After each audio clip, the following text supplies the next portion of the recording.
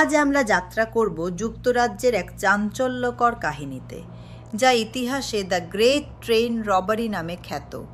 এটি এমন এক ডাকাতি যা প্রমাণ করে যে অপরাধ কখনো নিখুঁত হয় না। প্রিয় বন্ধুরা, আবারও নিয়ে এলাম একটি নতুন ক্রাইম স্টোরি। আমি আপনাদের হোস্ট রমা। 1963 সালের 8ই আগস্ট ভোর রাত, ইংল্যান্ডের নিস্তব্ধ গ্রামীণ এলাকা। চারদিকে কেবল ঝিঝি পোকার ডাক আর দূরে ছুটে চলা রয়্যাল মেইল ট্রেনের শব্দ। সেই ট্রেনেই ছিল 121 ব্যাগ ভর্তি কোটি কোটি পাউন্ড, যা ব্যাংক অফ ইংল্যান্ডের রিজার্ভে পৌঁছানোর কথা ছিল। যাত্রী ও কর্মীরা বুঝতেই পারেননি কিছু দূরে অন্ধকারে ওত পেতে বসে আছে অপরাধ জগতের এক ভয়ঙ্কর দল। ডাকাত দলের নেতা ব্রুস রেনল্ডস মাসের পর মাস ধরে পরিকল্পনা করেছিলেন। তার সঙ্গে যোগ দিয়েছিল আরও 15 জন অভিজ্ঞ অপরাধী। কেউ গাড়ি চালনায় দক্ষ, কেউ তালা ভাঙায় ওস্তাদ, আবার কেউ নিরাপত্তা ব্যবস্থার থাকফোকর জানত। তাদের লক্ষ্য ছিল একটাই, ট্রেন থামানো, চালককে নিয়ন্ত্রণে আনা আর ব্যাগ ভর্তি টাকার পাহাড় নিজেদের দখলে নেওয়া। মধ্যরাতে তারা সিগন্যালের তার কেটে কৃত্রিম লাল আলো জ্বালায়। চালক জ্যাক মিলস ভেবেছিলেন সামনে দুর্ঘটনা হয়েছে, তাই হঠাৎ ব্রেক কষলেন। আর তখনই ছায়া থেকে বেরিয়ে এলো ডাকাতরা। মুহূর্তের মধ্যে ট্রেন থেমে গেল, আর সঙ্গে সঙ্গেই শুরু হলো ইতিহাসের সবচেয়ে নাটকীয় ট্রেন ডাকাতি। চালককে তারা আঘাত করে বেঁধে ফেলে।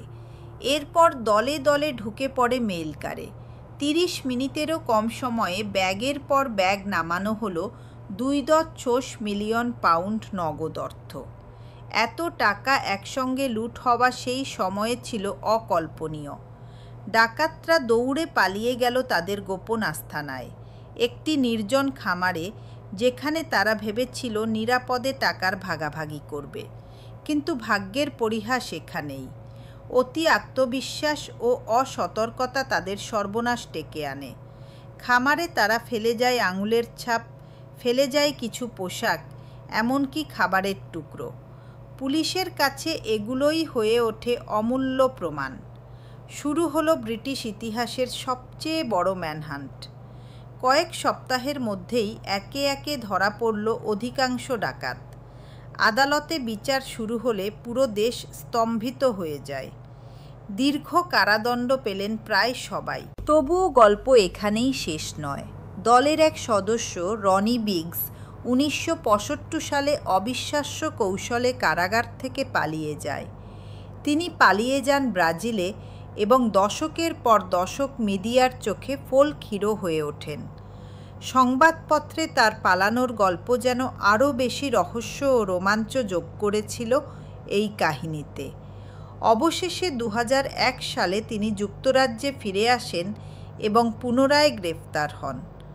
দ্য গ্রেট ট্রেন রবারি কেবল এক ডাকাতির গল্প নয়, এটি লোভ, পরিকল্পনা আর পতনের এক প্রতীকী কাহিনী। যতই নিখুঁত পরিকল্পনা মনে হোক, বাস্তবের ক্ষুদ্রতম ভুল অপরাধীদের ধরে ফেলে দেয়। আজকের এপিসোড এখানেই শেষ। ডার্ককাস্টের সঙ্গে থাকার জন্য ধন্যবাদ।